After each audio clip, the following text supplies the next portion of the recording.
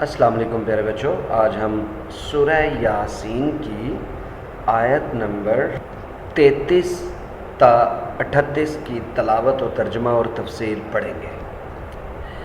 اعوذ باللہ من الشیطان الرجیم، بسم اللہ الرحمن الرحیم۔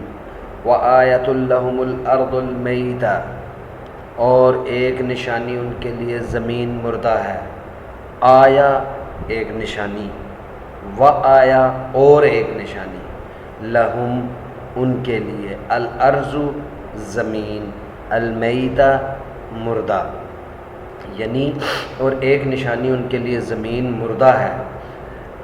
احییناہا، ہم نے اسے زندہ کیا۔ اللہ تعالیٰ فرماتے ہیں کہ یہ ان کے لیے ایک نشانی ہے کہ زمین مردہ تھی کہ ہم نے اسے زندہ کیا۔ وَأَخْرَجْنَا، اور ہم نے نکالا، منہا اس میں سے، حباً اناج، اناج یعنی پھل سبزی، اناج کا مطلب ہوتا ہے کھانے پینے کی چیز۔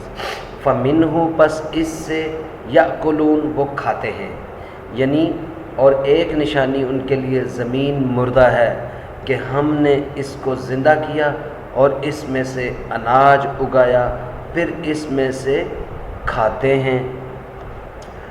وَجَعَلْنَا فِيهَا، اور بنائے ہم نے اس میں، جنات، باغات، من میں سے، نخیل، کھجور، وعناب، اور انگور، وفجرنا، اور جاری کیے ہم نے، فیہا اس میں، من سے، العیون چشمے، یعنی اور اس میں کھجوروں اور انگوروں کے باغ پیدا کیے اور اس میں چشمے جاری کر دیے۔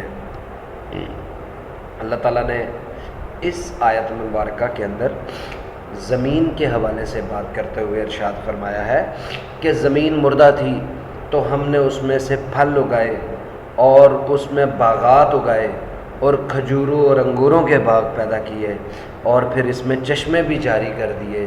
یہ زمین کے حوالے سے بات ہو رہی ہے۔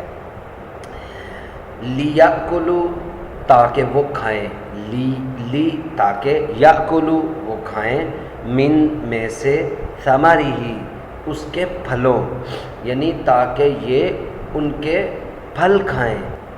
وما عملتہ ایدیہم، وما اور نہیں، عملتہ بنایا اسے، ایدیہم ان کے ہاتھ، افلا یشکرون، پس یہ تو کیا وہ شکر نہ کریں گے؟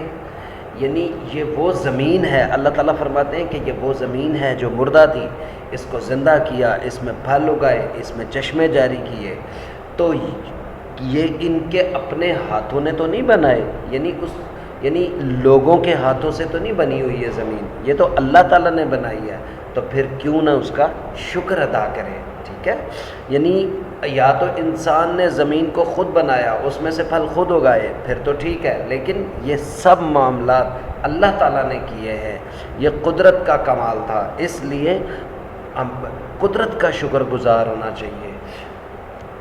پھر آگے اللہ تعالیٰ نے فرمایا، سبحان الذی، سبحانہ پاک ہے، الذی وہ ذات، خلق جس نے پیدا کیا، الازواج، ازواج کا مطلب ہوتا ہے جوڑے، دو جوڑے، کلہا ہر چیز کے، یعنی اللہ تعالیٰ نے ہر چیز کے جوڑے پیدا کیا، یعنی نر اور مادہ، ٹھیک ہے، نر اور مادہ، یعنی ہر چیز کا نر اور مادہ پیدا کیا، یعنی مؤنث اور مذکر، یہ ہے جوڑا، ٹھیک ہے۔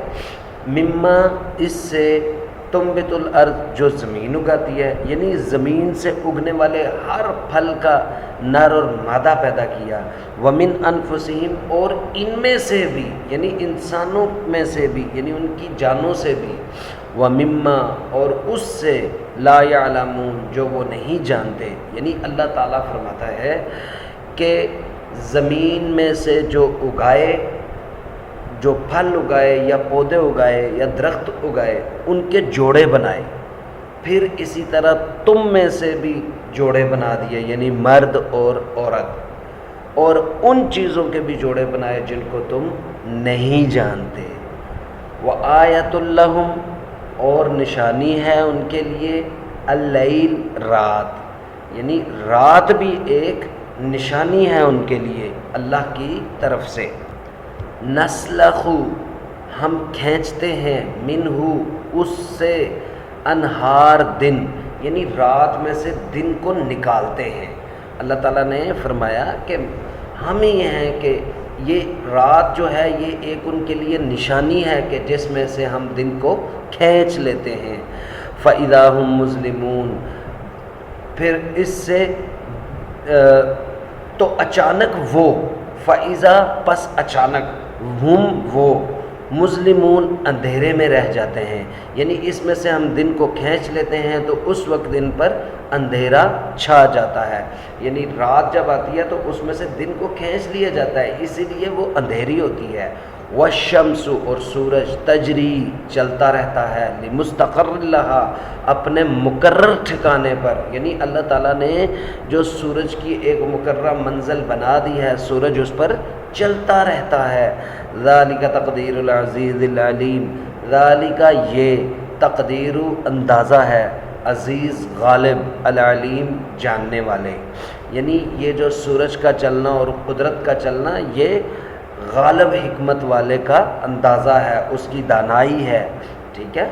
والقمر اور چاند، قدرناہ ہم نے مقرر کی اس کو، منازلہ اس کی منزلیں، یعنی چاند کی منزلیں بھی مقرر کر دی. حتیٰ یہاں تک کہ عادہ ہو جاتا ہے، کالعرجون کھجور کی شاخ کی طرح، یعنی چاند جب پہلی طریقوں میں ہوتا ہے تو بالکل پتلا ہو جاتا ہے کھجور کی شاخ کی طرح.